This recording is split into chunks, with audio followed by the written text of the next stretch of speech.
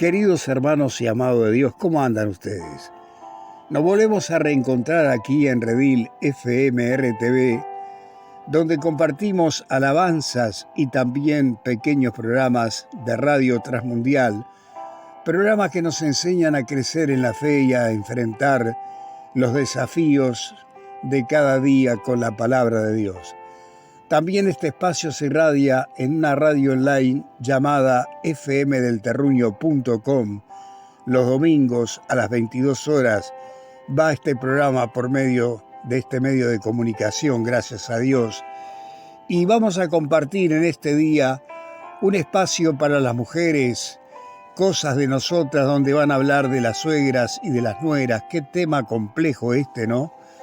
También vamos a compartir la lectura del Salmo 23 y vamos a compartir el capítulo 5 y 6 del libro de Génesis de la mano de los hermanos de A Través de la Biblia de Radio Transmundial. Querido hermano, el único propósito es estar juntos con ustedes creciendo en la fe. Dios te ama, Dios desea bendecir tu vida, llenarte de tu presencia, y la única forma de lograr una vida llena de la presencia de Dios, estar cerca de las cosas de Dios, meditando en su palabra en lo posible, hablando con Él y también buscando su presencia a través de una iglesia que predique su palabra.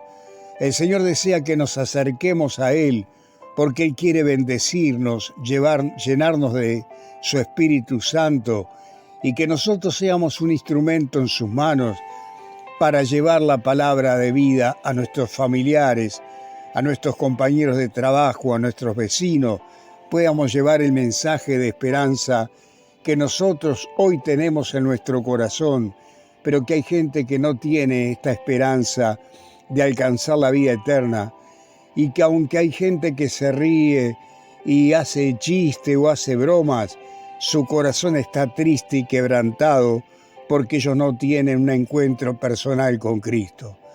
Vamos a llevarle a Cristo a aquellos que están perdidos, pero para poder llevar una palabra que dé frutos, tenemos que decirle al Señor: Señor, dame tus palabras para hablar de ti, para que la gente pueda conocerte, y pueda tener un encuentro contigo y pueda alcanzar una vida de bendición y de salvación. Vamos a compartir la música y todo lo que tenemos preparado para ustedes en esta tarde, Caminando en la Fe. También tenemos el otro espacio, Lámparas a mis pies tu palabra, donde estamos estudiando los sábados el Evangelio de Jesucristo según San Lucas. Y los días miércoles subimos La Senda Antigua, un espacio de los pastores de la misión La Senda Antigua, donde también nos traen enseñanzas de la palabra de Dios. Vamos a la música y comenzamos a caminar juntos en este camino de la fe.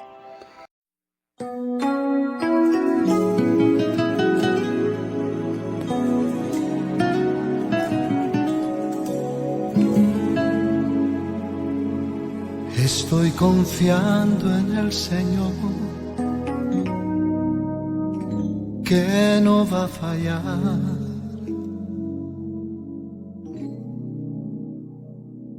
Estoy confiando en el Señor, que no va a fallar.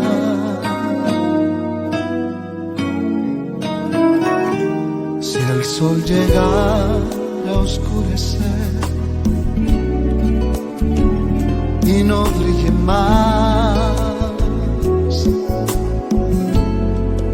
igual confío en el Señor, que no va a fallar. Puedo confiar,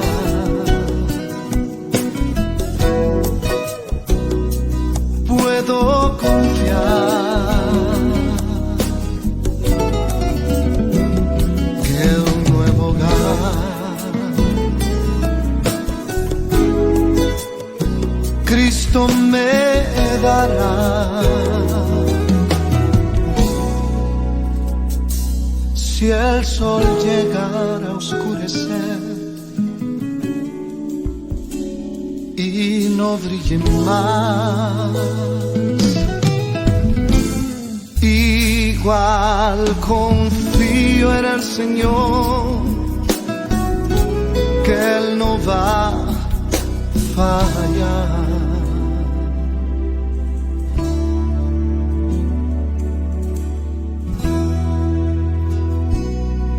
Estoy confiando, Señor, en ti. Tú eres fiel, Señor, tan fiel a mí.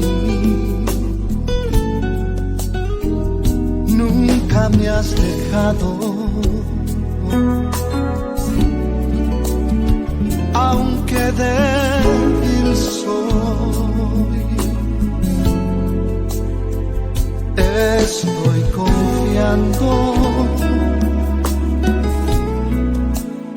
Señor, en ti. Puedo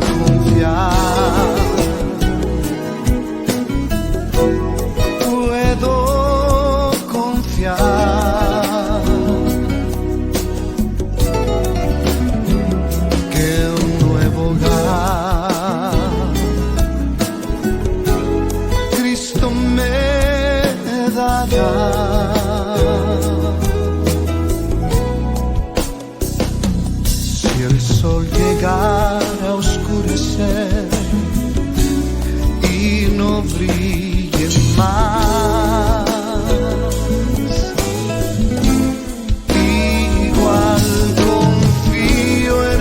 Señor, igual confío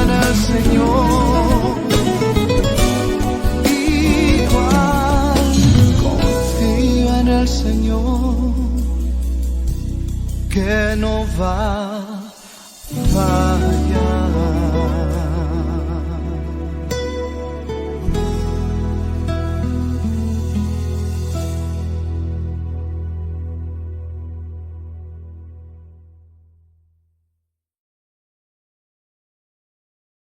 Libro de Salmos, Salmo número 23. Jehová es mi pastor, nada me faltará. En lugares de delicados pastos me hará descansar. Junto a aguas de reposo me pastoreará. Confortará mi alma. Me guiará por sendas de justicia por amor de su nombre. Aunque ande en valle de sombra de muerte, no temeré mal alguno, porque tú estarás conmigo. Tu vara y tu cayado me infundirán aliento. Aderezas mesa delante de mí en presencia de mis angustiadores. Unges mi cabeza con aceite, mi copa está rebosando. Ciertamente el bien y la misericordia me seguirán todos los días de mi vida, y en la casa de Jehová moraré por largos días.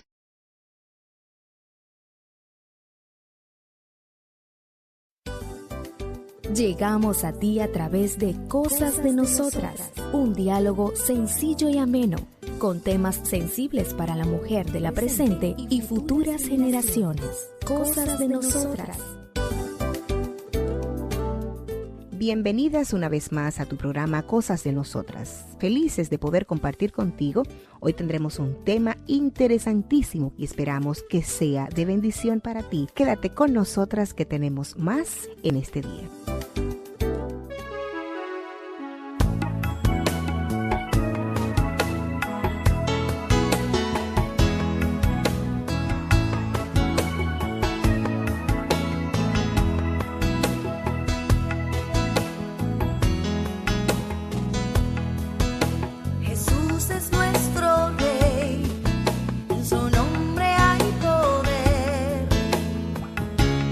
La creación sujeta es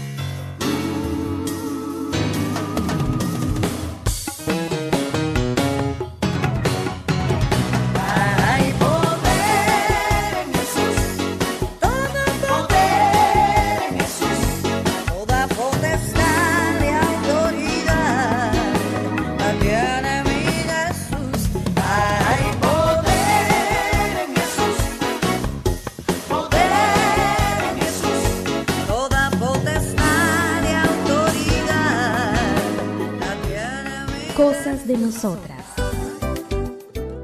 Bienvenidas una vez más a Cosas de Nosotras. Yajaira Barrera Corporán y quien les habla, Bienvenida González. Hemos estado poniendo sobre la mesa el tema mujeres y nueras. Y hoy justamente estaremos analizando el efecto de los límites en la relación de una mujer con su nuera. Así es. Límites quiere decir que hay que hacer como una parada o establecer límites, y para tú poder establecer límites previamente tú tienes que tener cuáles son los límites donde tú vas a llegar, hasta qué lugar yo voy a llegar. Ok, yo voy a llegar hasta el día 15 con esta dieta, voy a llegar hasta el día 30, ya tú sabes que después del 15 te puedes comer otra cosa que no esté dentro de la dieta. Esos son los límites, por eso es bueno establecerlo antes de, para poder entonces saber y también conocer cuáles son los límites. Sí, y otra aplicación de límites, Yajaira, es hasta dónde participar y cómo participar. Entonces aquí entra en la relación de una mujer con su nuera el tema de las funciones o de los roles, y tener, como tú dices, la claridad hasta dónde llegar, qué me toca hacer, qué no me toca hacer, cómo participar y hasta dónde participar. Es saludable para la relación entre estas dos mujeres. Es saludable, ¿sabes por qué? Porque muchas veces al no definir claro los roles, nos metemos en el camino o en el rol de la otra, porque entonces al no estar definida si soy nuera o si soy suegra, entonces entro en la condición de la otra y entonces no cumplo con lo que tengo que cumplir. Exactamente. Y una pregunta pertinente es la siguiente: ¿hasta dónde yo, en mi condición de suegra, debo participar, debo accionar en mi relación con la nuera? Sabes que yo entiendo que lo más importante ahí, al yo saber que soy suegra, es entender que yo debo llamar para yo ir a visitar a mi hijo, ir a visitar a mi nuera, porque muchas veces yo pienso... ¿te refieres llamar por vía telefónica? Vía telefónica, okay. La forma que yo tenga como comunicación, vía WhatsApp, vía lo que yo tenga, o llamo a la casa, o llamo al celular, o llamo a la forma que tenga de comunicarme, y le digo, voy a pasar por su casa, puedo pasar, a qué hora puedo pasar, tienen compromiso, o puedo o no puedo pasar. Y al yo establecer que esa es otra casa, yo estoy poniendo a ellos en su rol y estoy poniéndome yo en mi rol. Sí, de entender que yo no tengo, aunque tenga llave de la casa, porque puede ser que me hayan dado llave por si se le pierde la llave o si alguien iba a arreglar algo a la casa para que yo fuera a ayudarle. Aunque yo tenga llave de esa casa, esa no es mi casa. Entonces yo tengo que entender mi rol como suegra, de que para yo entrar a la casa de mi hijo, aunque sea mi hijo, aunque yo lo parí, aunque yo sufrí para llegar hasta la edad que tiene, gasté, porque así es que uno se justifica. Yo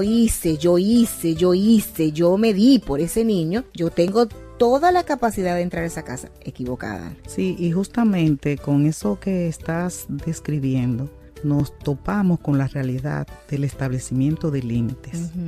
Y es desarrollar la capacidad, porque no siempre se tiene la capacidad. Se espera que la suegra funcione de tal o cual manera, pero no siempre la suegra tiene la capacidad, porque no lo ha aprendido, porque no lo ha entendido, o porque quiere imponer sus criterios de cuando el hijo vivía con ella en la casa y quiere proyectar en la casa de ese hijo lo que son sus ejecutorias.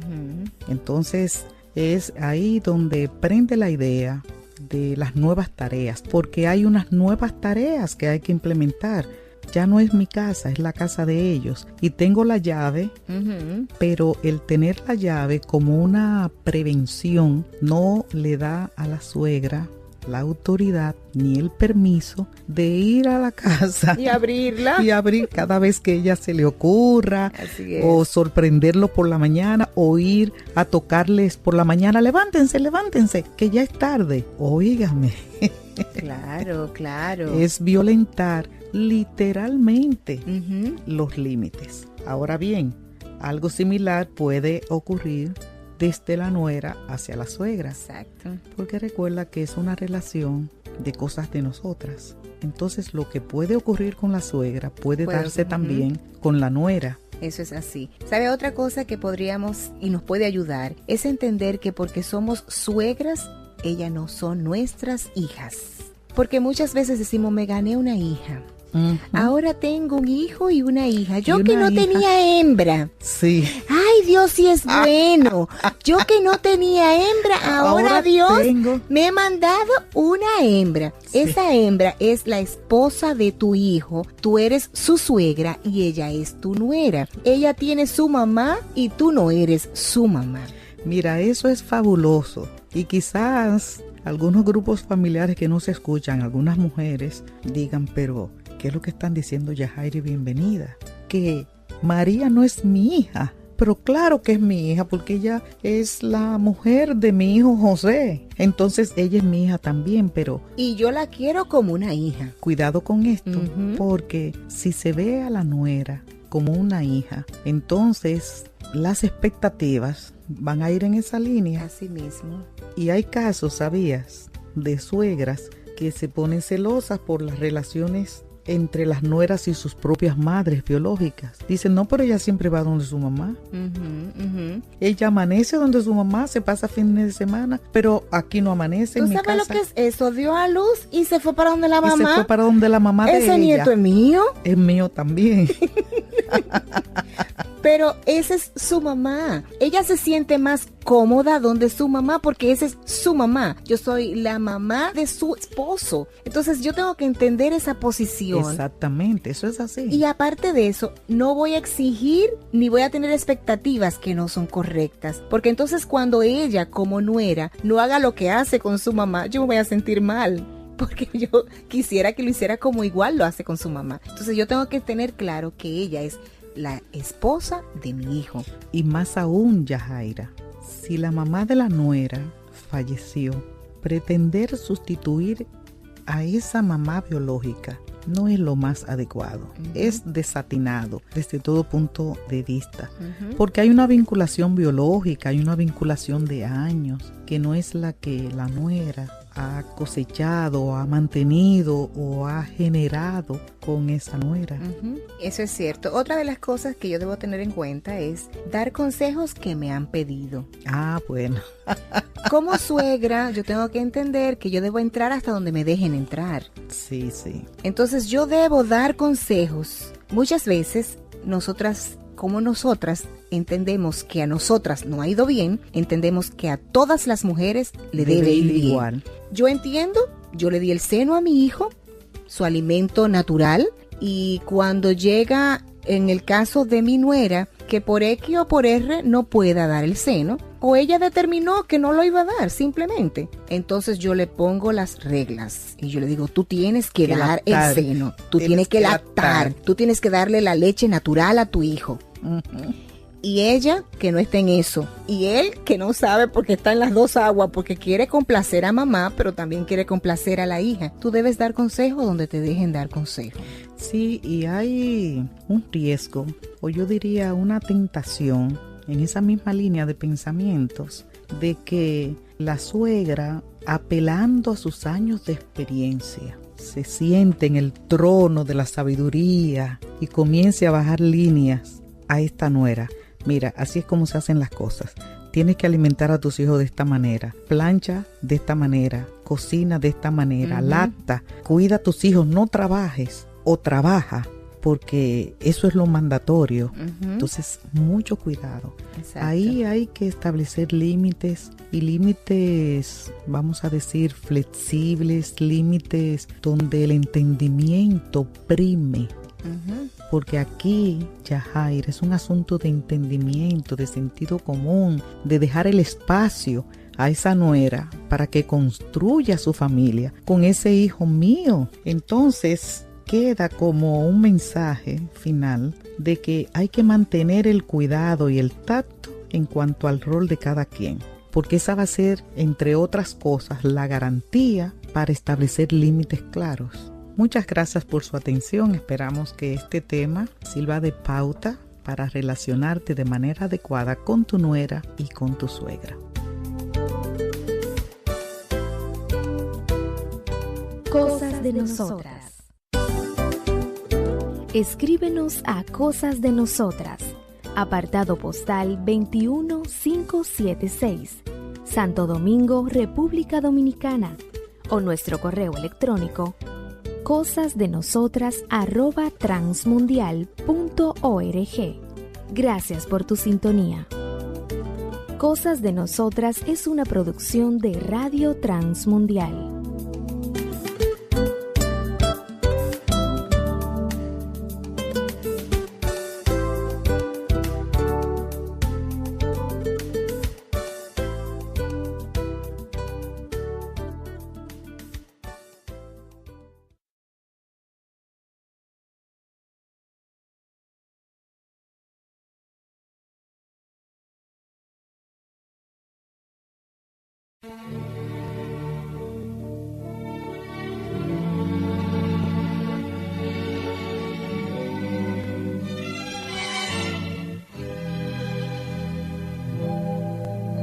El tiempo ha pasado ya, he usado mis años mal, y tú sabes, Jesús, he llorado sin necesidad. Ya cansado estoy, Señor, es tiempo que tomes control. Te suplico con fe, ten mi alma y vida hoy. Te seguiré, desde hoy te serviré para siempre. Te seguiré, hasta el día cuando yo pueda verte. Te seguiré, muéstrame lo que hacer para serte fiel. Quisiera saber si hay gente, Dios, igual que yo, sin saber qué hacer y sin comprender su destino aún. Pero es tiempo de reflexionar para ver qué pueden ser. Si tan solo a Cristo siguen, libertados pueden ser. Te seguiré, desde hoy te serviré para siempre. Te seguiré, hasta el día cuando yo pueda verte. Te seguiré, muéstrame lo que hacer para serte fiel.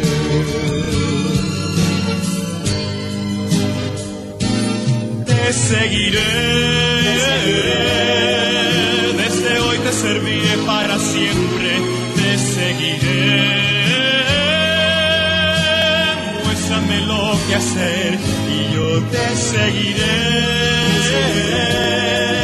Desde hoy te serviré para siempre, te seguiré, hasta el día cuando yo pueda verte, te seguiré,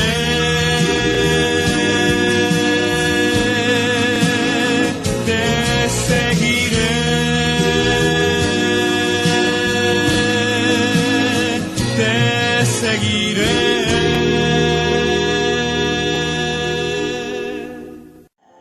Estamos compartiendo el espacio Caminando en la Fe, donde irradiamos alabanzas y pequeños programas que pertenecen a Radio Transmundial, una radio que evangeliza por el mundo y donde gracias a la voluntad de estos hermanos podemos compartir con ustedes estos micros espacios que son para toda la familia. Compartimos alabanzas y enseñanzas de la Biblia para crecer juntos en este camino de la fe.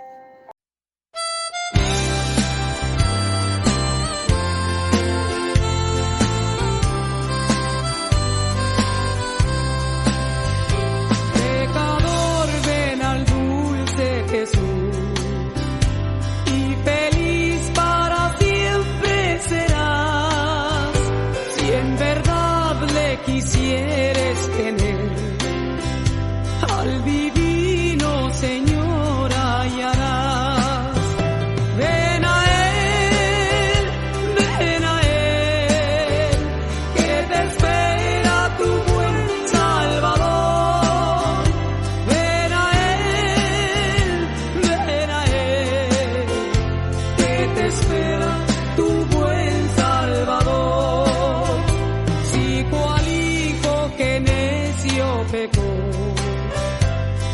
buscando a sus pies compasión. Tierno Padre, en Jesús hallarás y tendrás en sus brazos perdón. Ven a Él,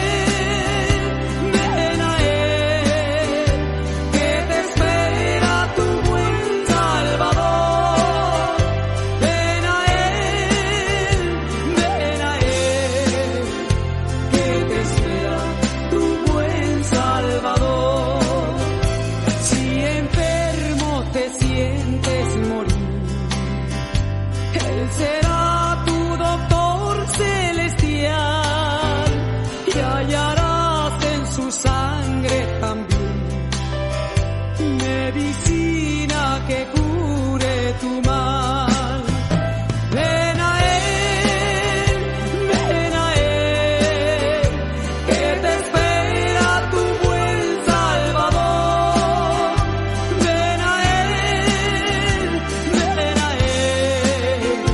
que te espera tu buen Salvador. Ovejuela que huyó del redil, he aquí tu benigno Señor, y en los hombros llevado serás de tan dulce y amante pastor. Ven a Él, que te espera tu buen Salvador. Ven a Él, que te espera tu buen Salvador. Ven a Él, que te espera tu buen Salvador. Ven a Él, que te espera tu buen Salvador.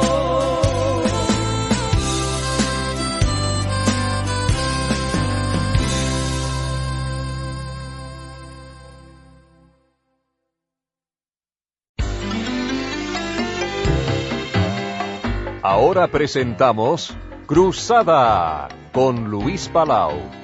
Un desafío diferente para la vida moderna. ¿Qué tal, querido amigo o amiga del programa Cruzada con Luis Palau? Mi nombre es Jorge Escopazo y quiero darle la más cordial bienvenida a este nuestro punto de encuentro en la radio, donde estudiamos diariamente la Biblia, la Palabra de Dios, junto a miles de oyentes alrededor del mundo, quienes escuchan nuestros programas a través de las emisoras que lo transmiten, como así también a través de nuestro sitio en internet, luispalau.net. En este día, continuando con el estudio en el libro de Josué, Luis Palau nos trae el mensaje titulado Desconectados. ¿Cómo está usted, mi amable amigo oyente? De vez en cuando le acontece a usted lo que me acontece a mí, que salgo a la calle para ir a mi trabajo, a mi oficina, a lo que tengo que hacer ese día, y me siento como quien diría desconectado. ¿Se ha sentido alguna vez usted como que las cosas no comenzaron bien, el día no arrancó como debiera arrancar? Por así decirlo, el automóvil de su vida, el coche de su vida, no entró en onda y parece como que todo el día uno viene atrasado, o que está apurado o presionado. ¿Le ha acontecido eso? Eso es lo que le aconteció al pobre Josué y a todo el pueblo que lo seguía a él en el libro de Josué y el capítulo 7 que seguimos analizando en este día. A nadie le gusta salir derrotado. Solamente un loco diría que quiere vivir la vida un fracasado. Solamente una persona descomunadamente de mente torcida diría que se regocija en ser un fracasado. Y sobre todo el cristiano, que quiere vivir para el bien de los demás, de los pobres, de los necesitados, de los espiritualmente vacíos, y que quiere vivir para gloria de Dios, no quiere vivir fracasado ni desconectado. Estamos estudiando Josué capítulo 7, y quiero que veamos que Josué tenía una estrategia, humanamente hablando, estupenda. En los versículos 2 al 5, o al 4 más o menos, se nos dice cuál era la estrategia que usaron. Era una estrategia óptima. Hubieran recibido un premio de la universidad con respecto a cómo planear un ataque guerrero. Dice así: envió Josué hombres desde Jericó a Ai, que estaba junto a Betavén hacia el oriente de Betel, y les habló diciendo, subid y reconoced la tierra, y ellos subieron y reconocieron a Ai. Y volviendo a Josué le dijeron, no suba todo el pueblo, sino suban como 2 o 3 mil hombres, y tomarán a Ai. No fatigues a todo el pueblo yendo allí, porque son pocos. Y subieron allá del pueblo como 3,000 hombres, los cuales huyeron delante de los de Ai. La estrategia parecía óptima. Solamente faltaba un pequeño tornillo en la maquinaria, por así decirlo. El tornillo que faltaba era que se habían desconectado de Dios. Un pequeño tornillo que no estaba en su lugar, y la derrota les pegó a todos. ¿Cuál fue ese pequeño tornillito que faltaba? No habían consultado con Dios. Ese fue el gran error de Josué.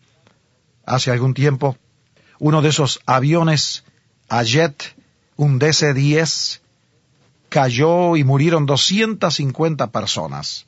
Ni bien se despegaba de uno de los aeropuertos internacionales del mundo. En 2 minutos, después del despegue, cayó a tierra.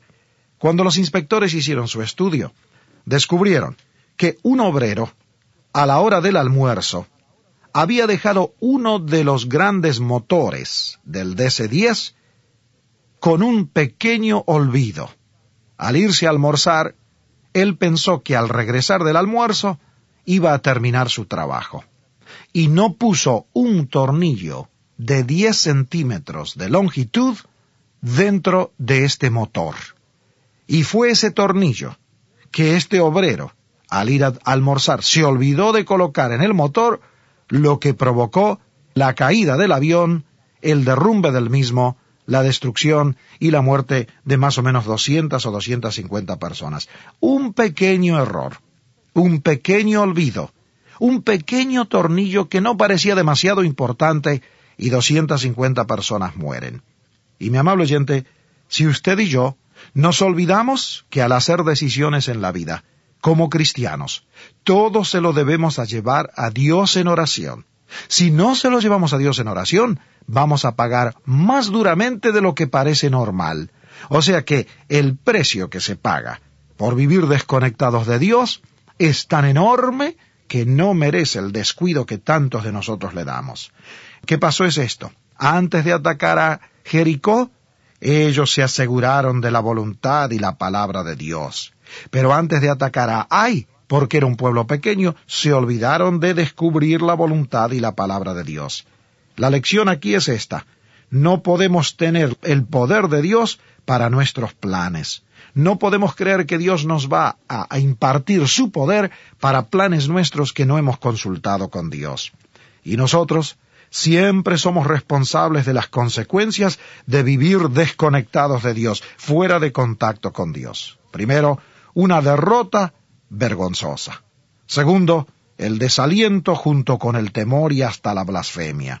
Porque cuando Josué comienza a hablar con Dios, él empieza a acusar a Dios como que Dios los querría destruir. Dice en el versículo 7 Josué a estar en oración: «Ah, Señor Dios, ¿por qué hiciste pasar a este pueblo el Jordán para entregarnos en las manos de los amorreos para que nos destruyan? Ojalá nos hubiéramos quedado al otro lado del Jordán». ¡Qué blasfemia! Y sin embargo es el gran Josué el que está haciendo una oración tan vergonzosa. Ahora, el pobre apóstol Pablo tuvo una circunstancia similar. Usted recuerda que en el libro de los Hechos de los Apóstoles, aquí lo estoy buscando con toda rapidez, en el capítulo 21, nosotros descubrimos que Pablo cometió un error. Al fin, Pablo era humano. En el versículo 4 dice así: «Hallados los discípulos, nos quedamos allí 7 días. Y ellos decían a Pablo, por el Espíritu Santo, que no subiese a Jerusalén». Así que aquí está Pablo y le dicen que no suba a Jerusalén por medio del Espíritu Santo, o sea que era un mensaje divino. En el versículo 10 dice lo siguiente de Hechos 21, «Permaneciendo nosotros allí, en Cesarea, algunos días, descendió de Judea un profeta llamado Ágabo, quien viniendo a vernos, tomó el cinto de Pablo, y atándose los pies y las manos dijo, «Esto dice el Espíritu Santo, así atarán los judíos en Jerusalén al varón de quien es este cinto, y le entregarán en mano de los gentiles». Al oír esto, le rogamos nosotros y los de aquel lugar que no subiese a Jerusalén. Pero Pablo respondió, ¿qué hacéis llorando y quebrantándome el corazón? Porque yo estoy dispuesto no solo a ser atado, más aún a morir en Jerusalén por el nombre del Señor Jesús. Y como no le pudimos persuadir, desistimos diciendo, hágase la voluntad del Señor. Y luego, ahí lo tenemos a Pablo sufriendo. Tiempo más tarde, Pablo está en cárcel, en Cesarea de Filipo, llorando y deseando poder ser librado. Pero, ¿qué pasó? Él, en ese momento, se desconectó de la voluntad de Dios, cuando Dios le mandó 2 profetas para advertirle que no suba a Jerusalén, claramente diciéndole, no suba a Jerusalén. Sin embargo, subió. Y luego vino otro profeta y dijo, si subes te van a atar y te van a entregar en manos de los gentiles. Y Pablo dijo, voy. Muy bien, fue. Y fue a la cárcel y perdió mucho tiempo. Ahora, ¿qué podemos ver acá? Primero, debemos ver el contraste entre las pruebas que Dios manda y que Dios diseña para probarnos, cuyo resultado es crecimiento y maduración, y los problemas que nosotros nos traemos encima por rebelión y desobediencia. Los problemas del pueblo de Israel, aquí en Josué capítulo 7, no fueron pruebas que Dios diseñó para probarlos, fueron problemas que ellos se crearon a sí mismos por su rebelión y desobediencia. Pablo en Filipo estaba cantando y alabando a Dios. ¿Por qué? Porque entró a la cárcel por diseño de Dios. Pero Pablo en Cesarea estaba amargado en un sentido y sin fruto, porque fue resultado de su resistencia a la voz de Dios. Dios, por supuesto, todo lo da vuelta para bien, pero los años gastados son años gastados, y lo bueno no es necesariamente lo mejor en la vida.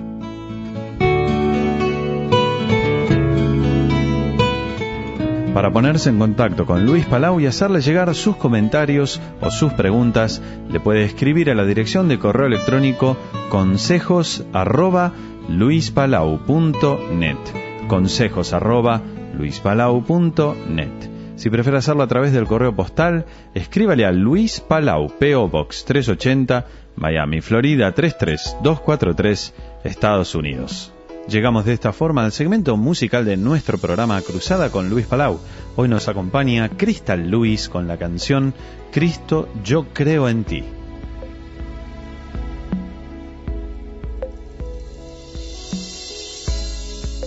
Aún sin poder tu santo rostro contemplar, y aunque tu trono arriba en los cielos lejos parece estar, aún sin poder la herida de tus manos tocar, en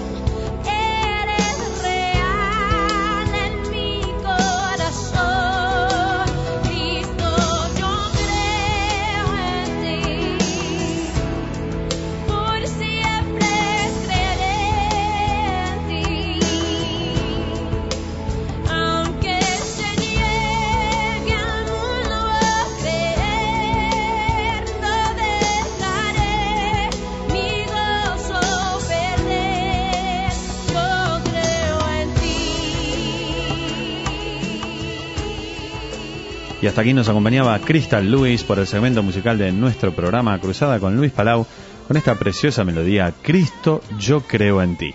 Lamentablemente nuestro tiempo se terminó, pero si el Señor lo permite nos vamos a estar reencontrando en una próxima presentación. Mi nombre es Jorge Escopazo, fue un placer acompañarle en este día, que Dios le bendiga ricamente. Amigos oyentes, muchas gracias por su fina sintonía al programa de este día. Les estaremos esperando muy pronto para el próximo programa Cruzada con Luis Palau. Hasta entonces, recuerden las palabras de nuestro Señor Jesús. Felices los de corazón limpio, pues ellos verán a Dios.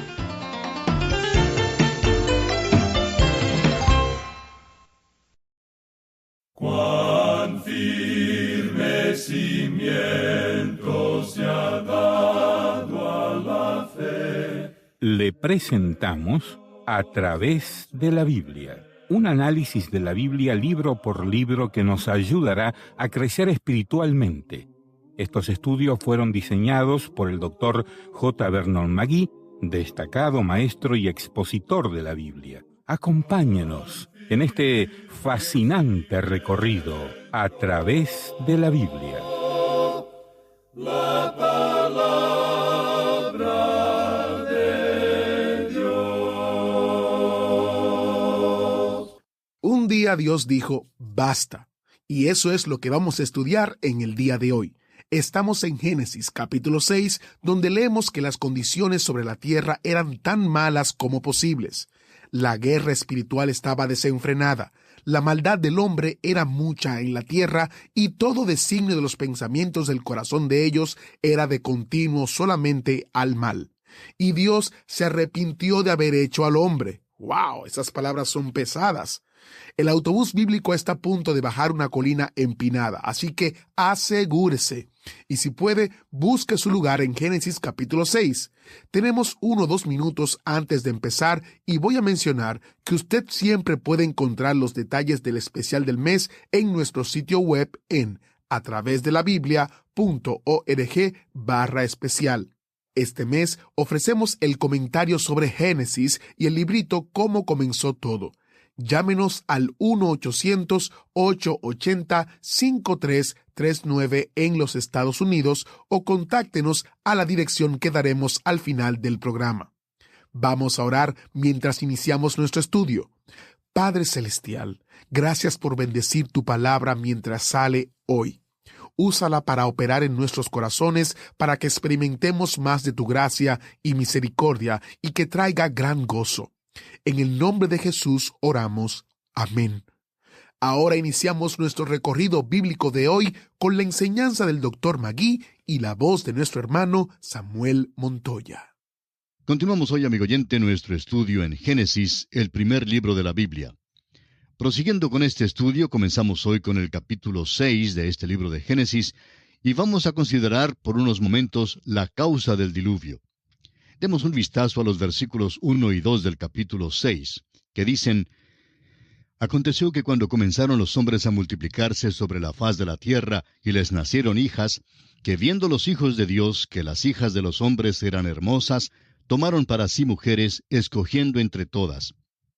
Ahora la frase hijos de Dios y la frase hijas de los hombres en realidad han causado mucha discusión en nuestros días.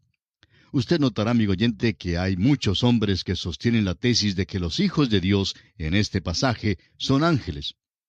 Bueno, personalmente no podemos aceptar esta teoría de ninguna manera. Reconocemos que hay una gran cantidad de profesores en los seminarios bíblicos que enseñan que fueron ángeles.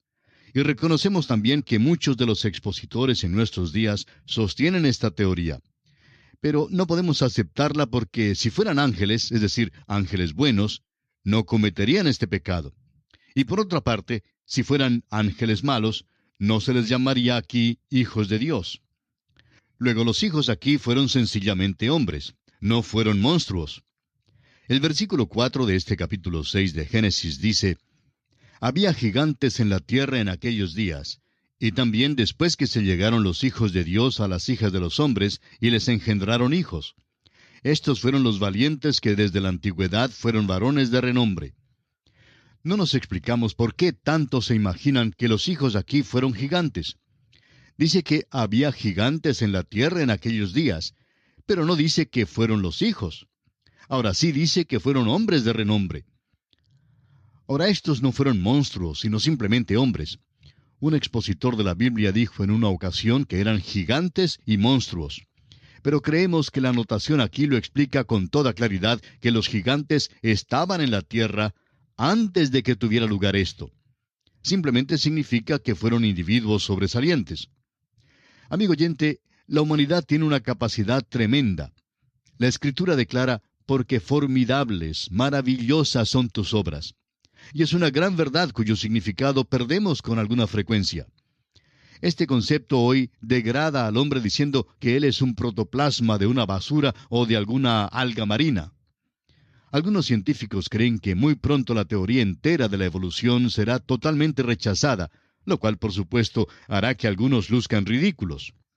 Amigo oyente, una vez más, repetimos que la evolución no es nada sino una teoría y la ciencia no ha dado a conocer ninguna prueba conclusiva de ella.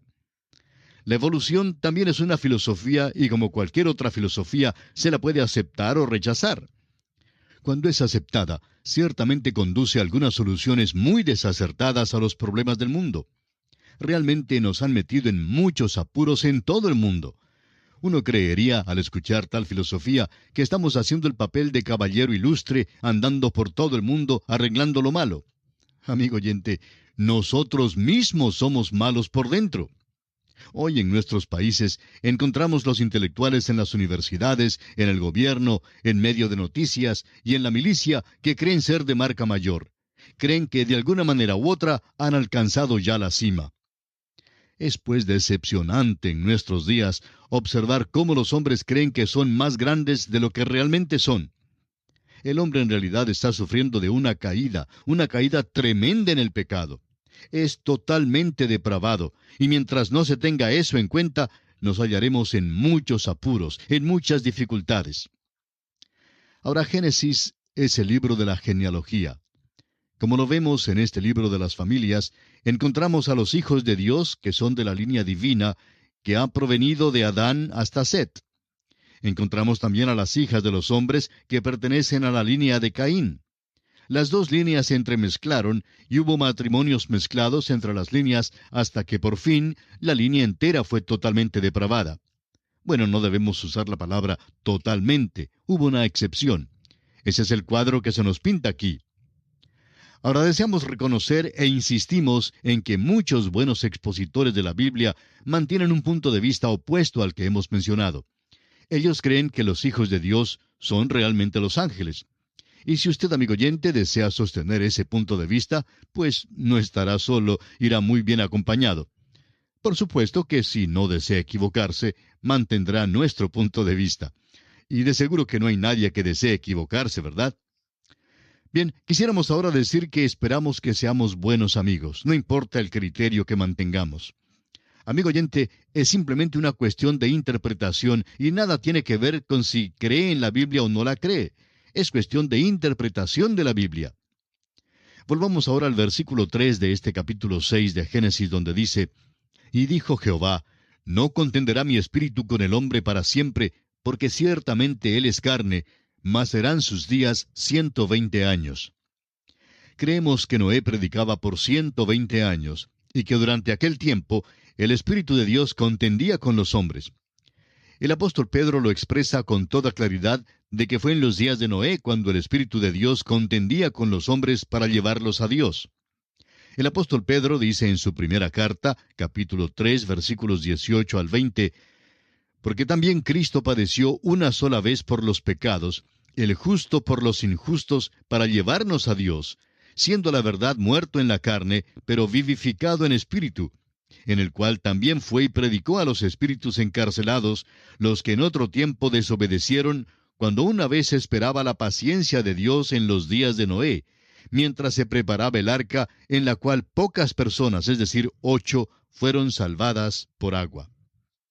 Ellos estaban encarcelados cuando Pedro escribió estas palabras, pero cuando se les predicó fue en los días de Noé. fueron desobedientes durante el tiempo de la paciencia de Dios antes del diluvio. Eso fue durante esos 120 años en la época de Noé. Ahora, ¿cuál era la condición en la tierra en aquel entonces? Se nos declara esta condición y se nos da la causa por la cual Dios envió el juicio del diluvio.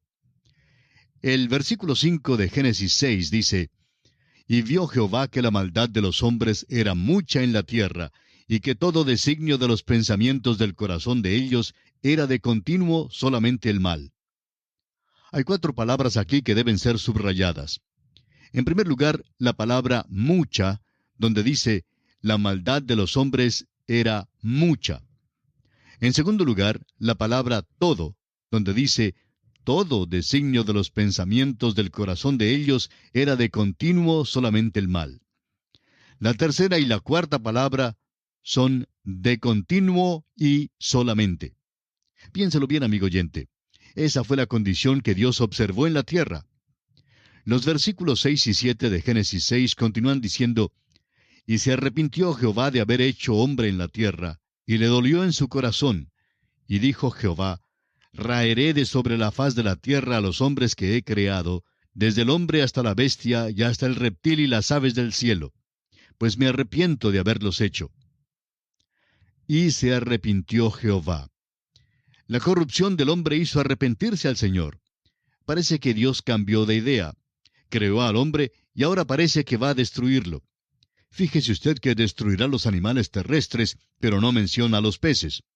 Pues va a venir un diluvio, y los peces ya viven en el agua, y Dios enviará más agua.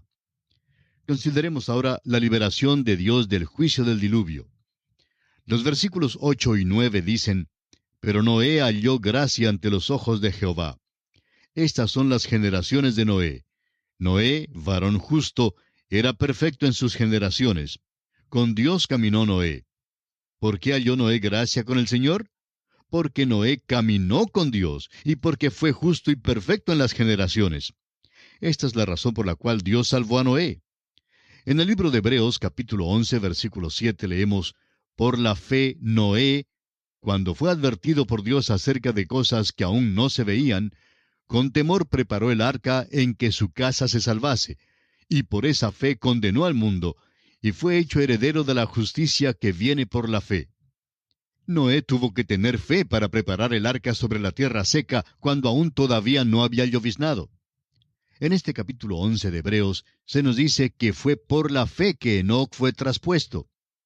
El hombre de fe, el creyente, está eximido del juicio. En el rapto de la iglesia, todos los creyentes irán porque esta liberación es para creyentes, y aún el santo más débil será arrebatado junto con la iglesia. Será arrebatado porque Dios engrandece su misericordia. Es la misericordia de Dios que puede mostrar a Noé el tiempo del diluvio. Ahora se nos da de nuevo la razón por la cual Dios envió el diluvio. Dios vio que el camino del hombre se había desviado del propósito para el cual Dios lo había creado. El hombre no seguía ya el camino de Dios, sino su propio camino caprichoso. Los versículos 11 al 13 de Génesis 6 nos dicen, «Y se corrompió la tierra delante de Dios, y estaba la tierra llena de violencia. Y miró Dios la tierra, y he aquí que estaba corrompida, porque toda carne había corrompido su camino sobre la tierra. Dijo pues Dios a Noé, he decidido el fin de todo ser, porque la tierra está llena de violencia a causa de ellos, y he aquí que yo los destruiré con la tierra». Vamos a mencionar algunas cosas aquí al examinar las razones por las cuales Dios juzgó a la tierra con un diluvio. Dios había dado al hombre la promesa de un Redentor, y le había dicho que un Salvador vendría a la tierra. Todo el mundo debió haberlo esperado y buscado. En lugar de eso, se nos dice que el hombre se había apartado de Dios. Luego sabemos que Dios había provisto un sacrificio a Adán y Eva. Hallamos que por medio de esto, Dios había dado un gran principio eterno. Los dos hermanos, Caín y Abel, representan los dos grandes sistemas, dos clases de personas. Hay los farisaicos, que traen el fruto de sus obras, y hay los quebrantados de espíritu, que traen el sacrificio de la fe. Son los perdidos y los salvados. El profesor formal y el creyente sincero. Los dos tipos estuvieron presentes en la raza humana en el tiempo del diluvio. Los patriarcas vivieron por tanto tiempo que Adán y Matusalén llenaron el período entero desde la creación y el diluvio. Ciertamente compartieron la revelación de Dios con el resto del género humano. En la Carta Universal de Judas, en los versículos 14 y 15, leemos que Enoc predicó y profetizó durante ese período. También el apóstol Pedro, en su segunda carta, capítulo 2, versículo 5, declara que Noé fue predicador de justicia. Dio testimonio de su fe construyendo el arca. Los hombres ya habrían sabido que Enoc había desaparecido.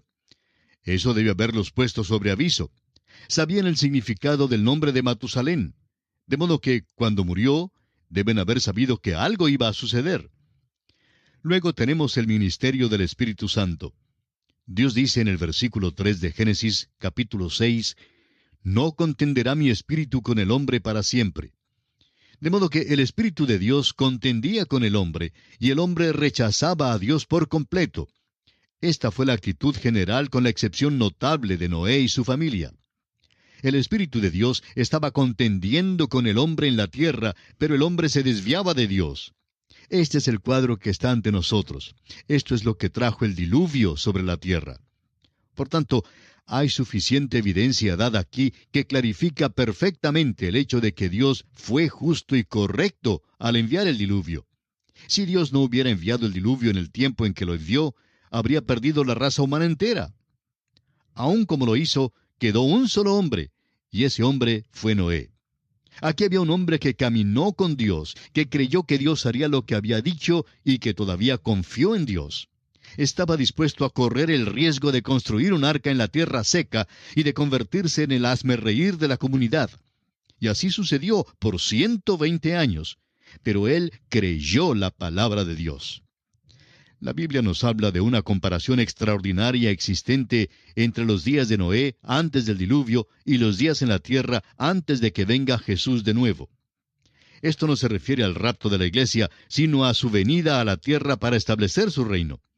Hay algunos hechos análogos muy notables que ya han acontecido.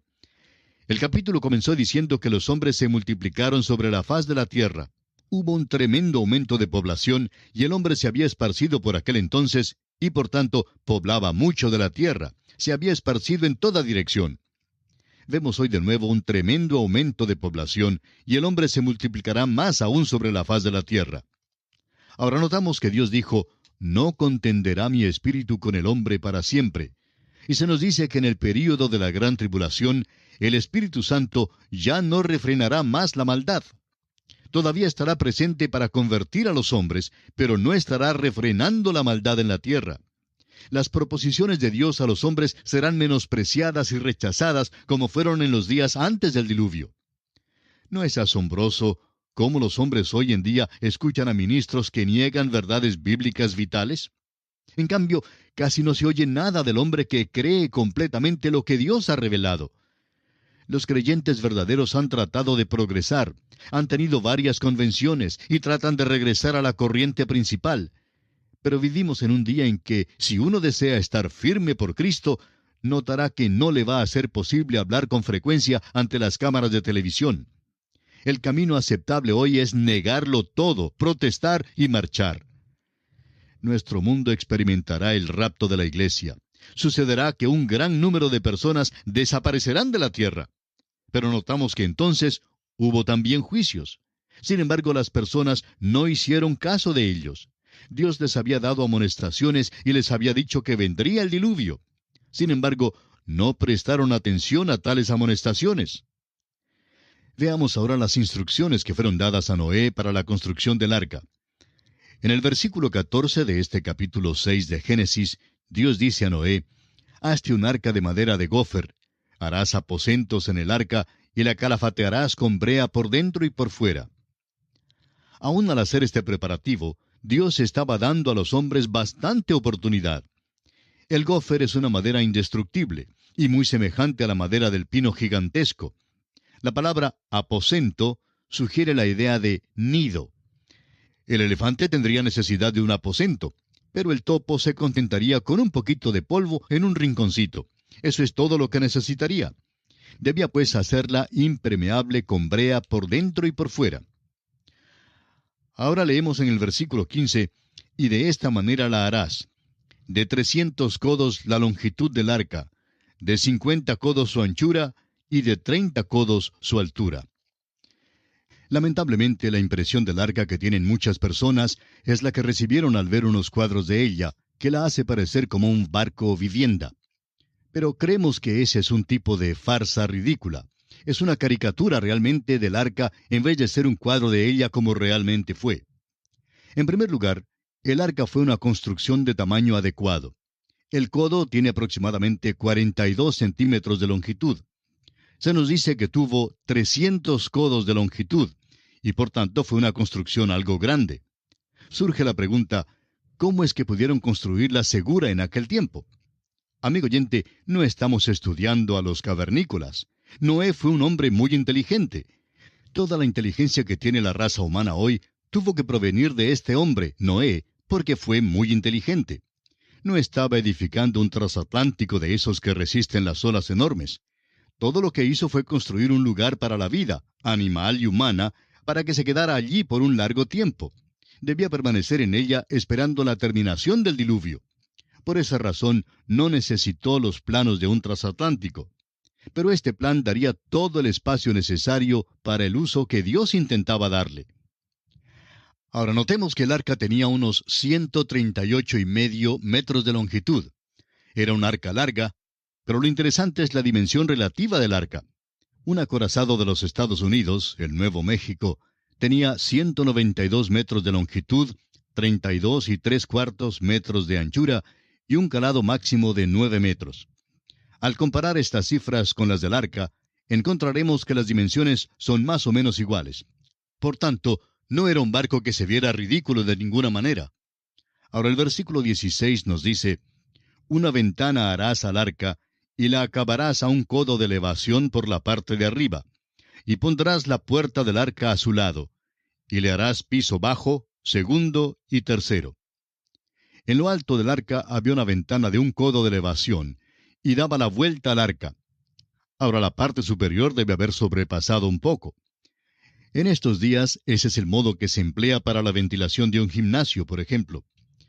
Ahora notemos que el arca tenía una sola puerta, y esto es de importancia. Cristo nos dice que Él es la puerta del redil. Hay un solo camino. Cristo también es la puerta en el arca. Había 3 pisos en el arca, y uno preguntará si había una puerta en cada piso. Bueno, personalmente creemos que hubo solamente una puerta en el arca y no una en cada piso. Pero francamente creemos que es un detalle sin importancia. Ahora el versículo 17 dice, «He aquí que yo traigo un diluvio de aguas sobre la tierra para destruir toda carne en que haya espíritu de vida debajo del cielo. Todo lo que hay en la tierra morirá».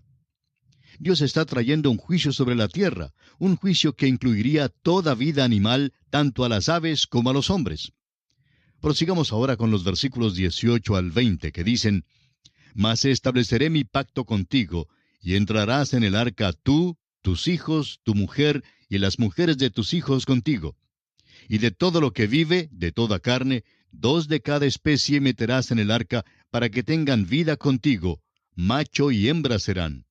De las aves según su especie, y de las bestias según su especie, de todo reptil de la tierra según su especie, 2 de cada especie entrarán contigo, para que tengan vida». Ahora esto quiere decir que Noé tomó 2 ejemplares de cada especie para entrar en el arca. Otra cosa digna de mencionar aquí es que Noé no fue cazador de animales. Él no salió a buscar a los animales, sino que ellos vinieron a él. Nos lo dice específicamente y vamos a ver esto en nuestro próximo programa. Ahora, ¿por qué los animales vinieron a Noé? Bueno, porque cuando un animal sabe mediante alguna intuición que está en peligro, viene al hombre. La Biblia nos dice que los animales vinieron a Noé. Ahora, en los versículos 21 y 22, los versículos finales de este capítulo 6, Dios hace la provisión para el alimento de todas estas especies. Dice Dios allí, «Y toma contigo de todo alimento que se come y almacénalo, y servirá de sustento para ti y para ellos». Y lo hizo así Noé, hizo conforme a todo lo que Dios le mandó. Y esto concluye nuestro estudio del capítulo 6 del libro de Génesis. Hasta nuestro próximo programa, amigo oyente, es nuestra oración que Dios le bendiga abundantemente. Y así terminamos por hoy. Escríbanos y cuéntenos qué le pareció y cómo le ayudó el estudio de hoy. Si desea recibir las notas y bosquejos de lo que estamos estudiando, suscríbase gratis en nuestra página en Internet. Esta es la dirección: a través de la Biblia.org/notas. A través de la Biblia.org/notas. Repito, a través de la Biblia.org/notas. Si desea escuchar nuevamente el programa o si se perdió alguno de ellos, vaya a través de la Biblia.org/recursos. Repito, a través de la Biblia.org/recursos. A través de la Biblia. Estamos llegando al final de este encuentro Caminando en la Fe, donde se irradia aquí en Redil FM RTV y también en fmdelterruño.com los domingos a las 22 horas se irradia este programa a través de esta emisora online. Querido hermano, queremos agradecer el apoyo de ustedes, seamos a veces pocos y a veces muchos, no importa, lo importante es que lo hacemos con amor para el Señor y por amor a ustedes también, porque amamos al Señor Jesucristo y le amamos a usted. Deseamos que usted sea bendecido a través de la palabra de Dios. Nos vamos con una alabanza y no olviden lo que dijo Jesús: yo estoy con vosotros todos los días hasta el fin del mundo. También tenemos el espacio que compartimos en este mismo canal, titulado Lámpara es a mis pies tu palabra y lumbrera a mi camino, donde vamos a seguir estudiando la próxima semana, esta misma semana, los capítulos 4, 5 del Evangelio de Jesucristo según San Lucas. Y también tenemos la Senda Antigua, un espacio que pertenece a los pastores de la iglesia La Senda Antigua. Nos vamos con una alabanza y volvemos en estos días con nuestro material que tenemos para compartir junto a ustedes. Que Dios le bendiga ricamente. El Señor siempre está a nuestro lado para darnos fuerzas y llevarnos de triunfo en triunfo, como dice Pablo, y de victoria en victoria. Que Dios le bendiga ricamente.